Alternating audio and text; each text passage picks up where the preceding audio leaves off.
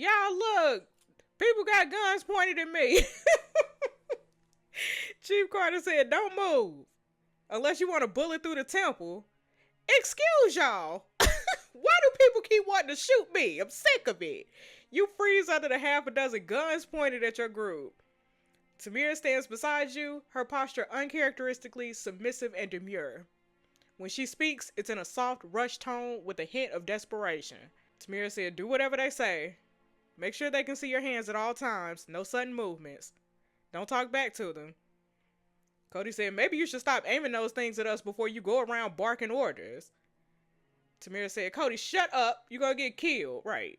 Chief Carter said, I suggest you listen to your friend, boy. Oop, not boy. Unless you want to test my patience. Lieutenant Chanel said, come on, Chanel. Chief, let me deal with the children. They need to be calm if we want them to cooperate. Chief Carter said, go ahead, Lieutenant. You're the more maternal one after all. Not maternal. Right. Roll your eyes, girl. Alright, there's no need to panic. You're safe. Unless you've been infected, we have no intention of using our firearms. But we'll need to check you for bite wounds. We require your full cooperation to make sure no one gets hurt. Do you understand? Tamira said, yes, ma'am. We understand. She said, okay, please be aware that we need to keep a gun trained on you while we examine you. There's no need to be afraid. It's a safety precaution in case you succumb to the virus during inspection. Now, we'll call you over one by one. We'll have a sheet set up for privacy. Cody said, no need to trouble yourselves. You want to check we aren't bitten? Fine. Oh shit, come on, Cody. Look. Look at Cody's boxers, y'all. They got hearts on them. Satisfied? I could take the rest off too if you like. I mean, look. She said, no, that will not be necessary. I'm sure if you'd been bitten elsewhere, it would already be fairly evident. Cody said, fine by me. Yo. Chanel said, now, unless the rest of you also plan to strip in public, line up over here so we can check you individually. Y'all, my bad about the audio from the last time. My mic wasn't plugged in. I didn't realize my mic wasn't plugged in. Anyway, you stand in a huddle, hyper aware of the guns leveled at you, ready to fire at a moment's notice. The anxiety leaves you nauseous and short of breath. The officer said, clear, you can go. Kareem said, awesome. Should I put my clothes back on first? Yes, Kareem. The officer said, yes, that would be advised. He said, okay, thanks.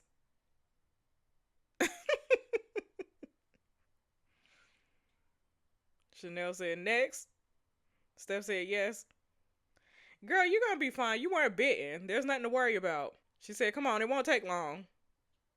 Go ahead, Steph. Despite your words of encouragement, you still wait in trepidation to hear she's passed inspection, terrified that you'll hear a gunshot instead. The officer said, clear, you can go. Okay. Next. Okay, it's me. Hello. Okay, we all clear, y'all.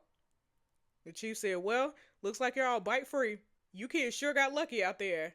Cody said, so, did we get an apology for being treated like criminals and held at gunpoint? No. The chief said, you're going to get a boot up the butt if you keep that attitude up, kid. Chanel said, but we are deeply sorry if this experience was traumatic for any of you. Although I hope you understand our reasoning. We can't be too careful. Chief Carter said, yeah, it was necessary. It's over. You're not hurt. Time to get over it. Now, since we've confirmed you pose no danger, we need to get you sorted out. I don't like this man's attitude, y'all. I do not like his attitude. Lieutenant, if you do the honors, I have other important matters to address. Look at her rolling her eyes at him. She said, all right, I'm sure you have a lot of questions. I'll take you to Merritt. She's head of accommodation. I'm sure she'll be happy to answer anything you want to know. Okay. Hello, is that you? Oh, no. Chanel said, Merritt. She said, yeah. These are the kids from the parking lot. They're clean. If I leave them in your hands, can I trust you to get them sorted out? Merritt said, sure, leave them with me. Chanel said, guys, this is Merritt. She is, or was, the assistant manager of the building you're standing on. Listen to her. Do what she says. She won't steer you wrong. Okay. Cody said, I don't know about the rest of y'all, but I don't need no babysitter now. Mary said, that's good, because you look a little bit too old to be babysat. Who you calling old? Cody said, shut up, suggestions. Okay, so Mary, we were told you could answer any questions we have. You look kind of cute, sis. Mary said, I'll do my best. What you want to know? What y'all doing up here? That's really what I want to know. She said, hiding from zombies? Cody said, hilarious, but why up here? She said, well, it was just a regular day at work until a customer in the furniture section had his esophagus ripped out. Tamira said, can we skip the gory details maybe? Mira said, yeah, anyway, like anyone would, we called the cops, but by the time they got here, I said the entire place was overrun by zombies. She said, yeah, we led as many of the cops and customers up here as we could, and sealed the doors at the bottom of the stairwell shut, barricaded them with heavy machinery and furniture. Now the only way out of here or back inside the building is that fire escape. Steph said that zombies lack the physical coordination and mental processes required to climb or jump. Fascinating. Who shot these zombies? Mira said the ones that were chasing you in the car park? That would be Chanel, the cop who was with you just now. Kareem said, whoa, she must be like the queen of headshots, right? I definitely want her as a member of my survival team. I said, I think it's more likely that we'd be members on her survival team, right? I already know where the tents came from because it's Sam's Club, but okay. You got all these pop-up tents, girl. Not to mention blankets, portable gas burners. Did it all come from the supermarket? Cody said, I don't believe anyone was level-headed enough to grab supplies in their mad dash for the exit. No one sees their first zombie and thinks, shoot, better stop by the camping hour before I get out of here. Mira said, you're right. We all came up here empty-handed.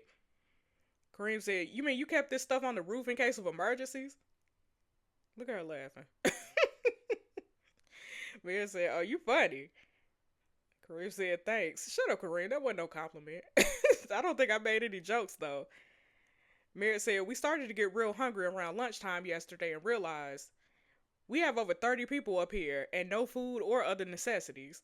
Either we could take a chance with the zombies and venture back in for supplies, or risk waiting for help that might never come, then starving. Tamira said, you went for the supplies. She said, yep. Me and the other managers sat down with the police and developed a supply run system. There were some incidents, but we got what we needed, the essentials. What incidents? Yo, how did the supply run system work? I do want to know about that cop with the bad attitude, but I want to know the supply run first. She said, basically, everyone has to take their turn, unless they're injured or otherwise indisposed. We go in a team, but 2 store employees must be present in the group. Okay, why? She said, we're the only ones who know the layout of the store well enough. Without us, everyone would get lost in a mall full of zombies. Tamir said, question. You said everyone has to take their turn? Does that mean... She said that you'll have to take yours? No, you guys are just kids. We won't force you to go into danger. Tamir said, thank God. Kareem said, hey, if everyone else has to go, we don't mind. Excuse you. Speak for yourself. We do mind. We really do, right? Okay, what's with that cop with the bad attitude? She said, which one? Most of them act pretty high and mighty, right? I said, I think I heard the other officers addressing him as Chief. She said, oh, you mean Chief Carter? Yeah, bad attitude about sums him up. He thinks he should run the show, just because he's the chief of police. But he wouldn't have made it out of the store alive if it wasn't for us. I said, things sound tense between you and them. She said, oh, you got no idea, girl. Any other questions? Nope, that's all I got for now. That's all the game will let me ask. What about y'all? Cody said, nope, I'm good. Mary said, if you don't have anything else to ask, let's figure out sleeping arrangements. Okay, sleeping arrangements. She said, it's 2 to a tent, but since there's 5 of you, somebody got to sleep alone. Fair warning, though. If any other survivors show up, you may have to end up sharing with one of them. Steph said, please, not me. I can't even look strangers in the eye, let alone sleep next to them. Mary said, I mean, you still could sleep alone if you wanted. But you'd literally be sleeping on a yoga mat under the starry sky. Steph said, that's preferable to sleeping in a tent with a stranger, right? Mary said, okay, so how do you want to pair up? Y'all, who we sharing a tent with? I'm sharing a tent with, I'm gonna share a tent with Cody because he feeling the kid, you know?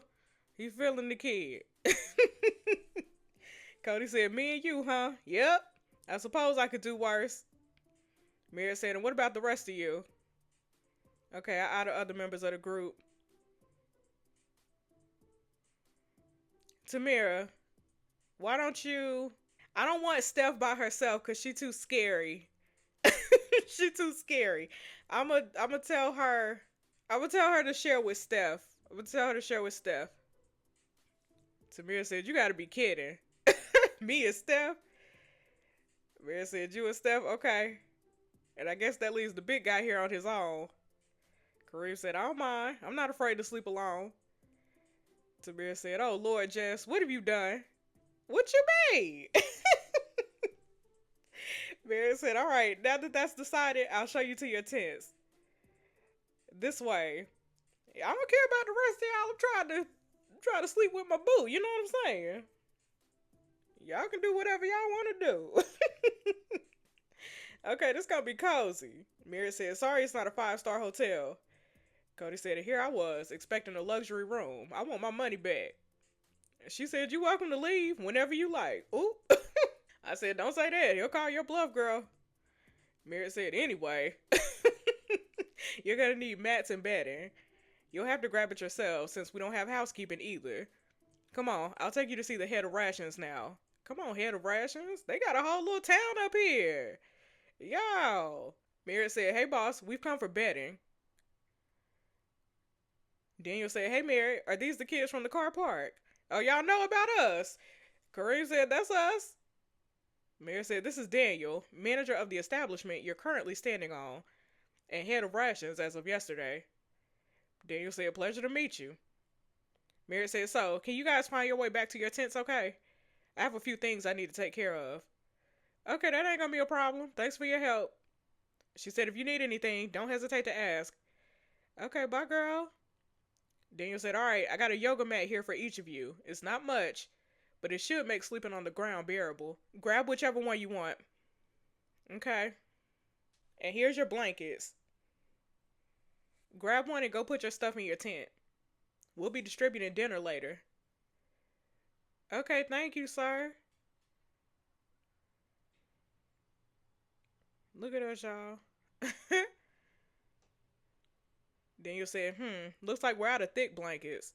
I'll give you 2 thinner ones. Let me know if it's not warm enough. Scott said, she can't take 2. The rules were 1 blanket per person. Mind your business. Who is this man? Yo. Daniel said, yeah, but it's going to start getting colder. 1 thin blanket won't cut it. Scott said, the nights are still warm. Once it gets colder, we can renegotiate. Daniel said, I'm sorry. Was it you who led the team back safely from the supply run for these blankets? Ooh. No, I didn't think so. We're the reason you have blankets at all, so suck it up. Period. Scott said, I'll be bringing this up with the chief later. Boy, shut up. Shut up and go on about your business. Daniel said, go ahead and take him. He's not the boss of this operation. I know that's right. I said, if it's that much trouble, I'm sure I'll be fine with just 1. No, you won't, Jess. No, you won't. Take them 2, girl. Daniel said, ignore him. Right. Chanel's okay, but most of the boys in blue think they should be running the show.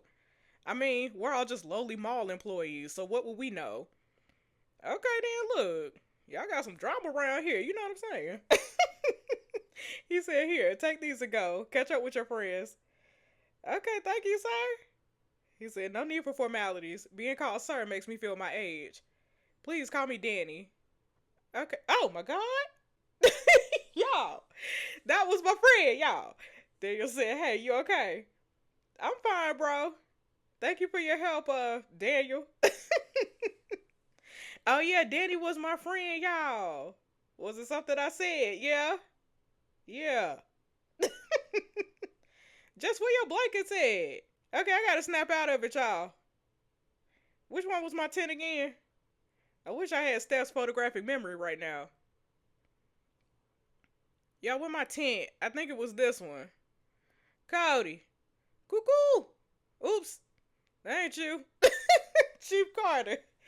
Chief Carter said, hey, my bad. I thought this was... He said, what do you think you're doing? Nosing around in my tent, huh? Sir, I'm sorry. It was an accident, sir. He said, I better not catch you snooping in here again. Unless you want to go back down that fire escape and take your chances with the undead. Who you talking to? I'm going. Yo, look at me crying. What was that about? Okay, night falls. The evening air is still balmy, but you can sense a hint of an autumnal chill creeping in. With the sun behind the horizon, only the dim glow of candles and battery powered lanterns light the rooftop. The street lamps below also flicker to life, and you can only wonder how long before the power cuts off. Okay. Look at Cody, y'all. He said, here you go, suggestions. Our gourmet dinner for tonight. Okay, thank you, boo. He said, just make sure not to get any crumbs on my mat. Okay, no promises, your highness. Cody said, man, this all seems so unreal. I said, just now? It seemed unreal since everything went crazy at school yesterday. He said, I mean, yeah, but I barely had a moment to stop and process it. It's just been one big adrenaline rush. But now that I'm safe up here and I've had a moment to slow down, I said, you finally had a chance to think about it. He said, yeah. Okay, I've been trying not to, Cody. If I think about it, I just remember. He said, try to distract yourself with things that have changed for the better. What you mean for the better? He said, yeah, silver linings and all that. Okay, I got more exercise in the last 2 days than I have in the last 3 years combined. Seems trivial next to the fact that my best friends are now both flesh-eating monsters. He said, well, when you put it like that, I guess so. I said, why? Has anything changed for the better for you? He said, yeah, no more science tests. Shut up, Cody. Okay, man said, lights out in 5. Cody said, huh, a curfew. Hadn't had one of those in a while. I said, gonna kick up a fuss about it, Mr. Bad Boy? He said, maybe tomorrow. I'm so exhausted I can't bring myself to complain right now. I said, I guess we better get some sleep then, huh? He said, yeah, I think you're right. Okay, look at my look at my blanket rolling up, y'all. Oh, look at my man, y'all. You roll onto your side, hand accidentally brushing against his. Oh no, I'm keeping my hand on his. That's my man, y'all. That's my boo. You feel him tense for a moment, but he doesn't pull away. Gradually, he relaxes. Emboldened, you slowly thread your fingers together. Cody says, suggestions. His voice is like a breath of air, so soft that you barely catch it. Yes, boo. Hello? He said, are you, cold?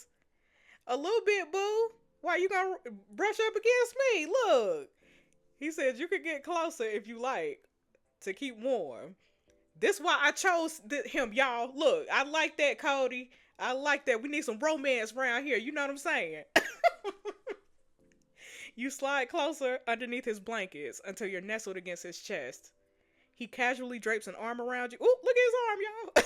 He casually drapes an arm around you, and you hope he can't feel the heat radiating from your flushed face. He said, better? Yeah, boo. The word gets caught in your throat and comes out in an embarrassing squeak. You feel his chest rumble with the vibrations of a low chuckle, but his arm tightens around your waist. He said, don't tell me you're nervous. You feel rather than hear the words as he breathes them, warm against your hair. I said, of course I'm not, boo. I'm just tired. The smirk in his voice is obvious, but to his credit, he doesn't tease you. He said, then you should get some rest. Sleep well, suggestions. Okay, good night, Cody. Good night, boo. You know? Look at me laying on my man's chest, y'all. Yeah, romance. Okay, oh shoot. You wake suddenly in the night to the sound of your neighboring tent slowly unzipping, and a soft rustling followed by the padding of feet as somebody sneaks away. You peel back your blankets and carefully exit your tent. Who is it? Oh, that's Steph, y'all. Steph, what you doing, girl? She said, oh, Jess, you startled me. What you doing? What you doing here? It's the middle of the night, girl. She said, I'm just thinking. She turns back to the view, staring out at the lights. Both of you try to ignore the dark shapes shambling around in the car park below. Steph said, I wonder how much longer it'll be before all power cuts off. Probably about a week. I said, did you really come out here to think about infrastructure? Right. She said, "Would you believe me if I said yes?" I said, "Usually, but not at this time of night." She said, "Okay, then I have to admit that no, I didn't. I was just thinking about my family. I was wondering if they're still out there, and if they're out there, if they're still them. I still feel like I should have tried to find them instead of just running to safety. My mother and father probably went looking for us. If something happens to them because they were trying to find me, I said, I'm sure this is what your parents hope for more than anything, for you to be safe and alive." Steph said, "Mama always said that if something terrible happened to us, she'd know. So I hope she knows I'm safe. Or knew I was safe, depending." I said, "Tell me more about your home life, girl." She said, "Well, I've always been bookish, didn't leave my room much. My mother was always worrying because I didn't have many friends. But my father always reassured her that I'd find my place in the world." I said, "Sounds like you have really supportive parents." She said, "The best. They've always encouraged my love of science. Actually, it was my father who first took me to the Museum of Sciences when I was a child. I was fascinated by the exhibit on prosthetic limbs. I've wanted to become a prosthetist ever since that day. I'd like to imagine the look on people's faces when they use their new leg or hand for the first time." I said, "I never knew that about you, girl." She said, "Yes, but I suppose we didn't interact often before this whole thing happened, did we?" I said, "I guess not, girl." She said, "I'm not glad that this happened, but I'm glad we've grown closer because of it. You were always with the student council kids." I said, "And you were always with the science club kids." She said, "Exactly. We ran in entirely different circles. And all it took for us to get to know each other was the collapse of society." She said, "Wait, that was meant to be a joke, right? Was I supposed to laugh?" Yes, girl. You good? So, shall we head back to bed? Apparently, we're going to be put to work tomorrow. Hopefully, not on that sewage duty I heard someone talking about earlier. She said, "Yes, I suppose we better be well rested. But thank you for following me, Jess. It felt good to talk to someone." I said, "I'm always happy to lend an ear, girl. Now let's get back before someone catches us out at this hour." She said, "Right. Okay. Y'all look. Got me a friend. Jess suggestions. Report for duty. Hello?" A gruff voice rouses you from your slumber. You crack your eyes open a sliver, feeling groggy and disoriented. What is going on? Hello? What's going on?